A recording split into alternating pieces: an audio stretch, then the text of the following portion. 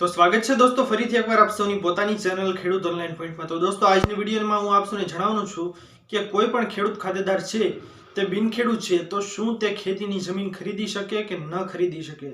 દોસ્તો મહત્વપૂર્ણ માહિતી આપ સૌને જણાવું તેના પહેલા જે કોઈ પણ ખેડૂત ભાઈઓ અમારી ચેનલ ખેડૂત ઓનલાઈન પોઈન્ટ પર નવા છે તેમને વિનંતી કે ફટાફટ અમારી ચેનલને સબસ્ક્રાઇબ કરી લો, જેના લીધે આવી જ મહત્વપૂર્ણ માહિતી આપ સૌને આ ચેનલના માધ્યમથી મળતી રહે। તો ચાલો દોસ્તો આજની વિડીયોને શરૂ કરીએ। તો દોસ્તો સૌથી પહેલા હું આપ સૌને જણાવી દઉં કે જે 2011-2010 નો સમયગાળો હતો તે એવો સમયગાળો હતો દોસ્તો કે તેની અંદર કોઈ પણ પ્રમોલ્ગેશનની વધારે કાંઈ ચેક નહોતા કરતા। કોઈ પણ ખેડૂત ખાતેદાર હોય તેમના નામે 7/12 હોય તો તેઓ જમીન ખરીદી શકતા હતા, અથવા તો બીજી રીતે કેવી રીતે કે તે ખેડૂત ખાતેદાર નથી એટલે કે તેમનું કોઈ પણ જગ્યાએ ખેડૂત ખાતેદાર તરીકે નામ જ ચાલતું નથી, 7/12 તેમના નામના કોઈ બન્યા નથી, તો પણ તેઓ ખેડૂત ખાતેદાર બની જતા હતા। કેવી રીતે દોસ્તો?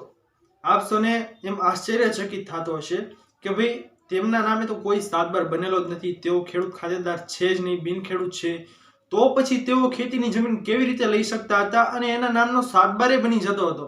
તો આવું કેવી રીતે થઈ શકે દોસ્તો?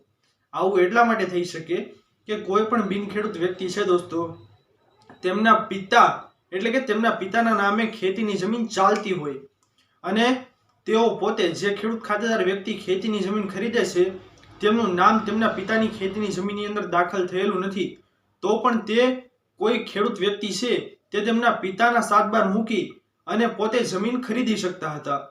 આવું પહેલા દોસ્તો ચાલતું હતું, 2010-2009 ના સમયગાળાની અંદર વધારે ચાલતું હતું, ત્યાર સુધી ચાલતું હતું। ત્યારબાદ નિયમ બદલાણા એટલે તે સિસ્ટમ પણ બંધ થઈ ગઈ।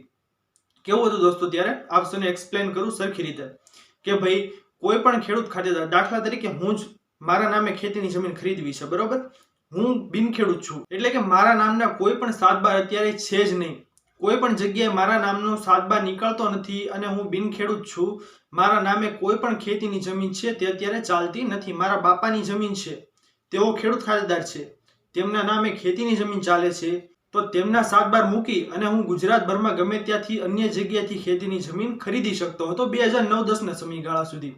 પરંતુ દોસ્તો હું આપ સૌને જણાવી દઉં કે હાલના સમયની અંદર કેવી સિસ્ટમ છે કે ભાઈ કોઈ પણ ખેડૂત ખાતેદાર વ્યક્તિ છે તેમને જમીન ખરીદવી છે તો તે ખેડૂત ખાતેદાર વ્યક્તિ પોતે તેમના પિતાની વારસાઈ કે હયાતીમાં હક દાખલ, પિતા કે માતા તેમના વારસાઈ કે હયાતીમાં હક દાખલથી ખેડૂત ખાતેદાર બનેલો હોવો જોઈએ।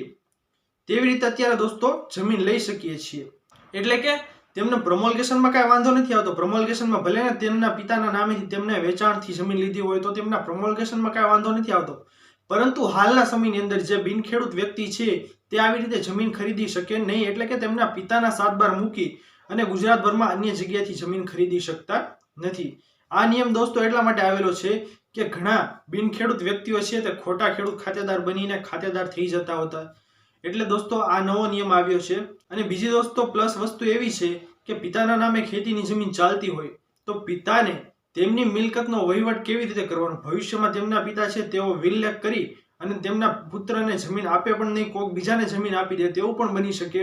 એટલા માટે દોસ્તો આ કાયદો છે તે લાવવામાં આવ્યો હતો કે કોઈ પણ ખેડૂત ખાતેદાર વ્યક્તિ છે તે ફરજિયાત વારસાઈ કે હયાતીમાં હક દાખલ કે હયાતીમાં વહેંચણીથી ખાતેદાર બનેલો હોવો જોઈએ અને તે વ્યક્તિ ખેતીની જમીન છે તે ખરીદી શકે, ના કે એવી રીતે કે તેમના પિતાના નામે જમીન ચાલે છે તો પુત્ર પણ ખેતીની જમીન ખરીદી શકે। આવું દોસ્તો આજથી 10 વર્ષ પહેલા એટલે કે 9-10-11 ના સમયની અંદર ચાલતું હતું, હવે આવું સિસ્ટમ છે નહીં। કોઈ પણ બિનખેડૂત વ્યક્તિ છે તે ખેતીની જમીન ખરીદી શકે નહીં, ખરીદવી હોય તો તે વ્યક્તિ હયાતીમાં હક દાખલ, વારસાઈ, હયાતીમાં વહેંચણી તેવી રીતે ખેડૂત ખાતેદાર બનેલો હોવો જોઈએ, તેમના નામના 7/12 નીકળતો હોવો જોઈએ ગમે ત્યાંથી, તો તે વ્યક્તિ ખેતીની જમીન છે તે ખરીદી શકે છે। દોસ્તો આપ સૌને માહિતી કેવી લાગી? જો પસંદ આવી હોય તો વિડીયોને લાઈક કરવાનું ભૂલતા નહીં, ચેનલ પર નવા આવ્યા હો તો અમારી ચેનલ ખેડૂત ઓનલાઈન પોઈન્ટને સબસ્ક્રાઇબ કરી અને બાજુમાં આપેલા બેલ આઇકનને પણ પ્રેસ કરી દેજો, જેના લીધે આવી જ મહત્વપૂર્ણ માહિતી આપ સૌને આ ચેનલના માધ્યમથી મળતી રહે। તો દોસ્તો મળીએ હવે પછીના વિડીયોમાં, ત્યાર સુધી જય હિન્દ અને વંદે માતરમ।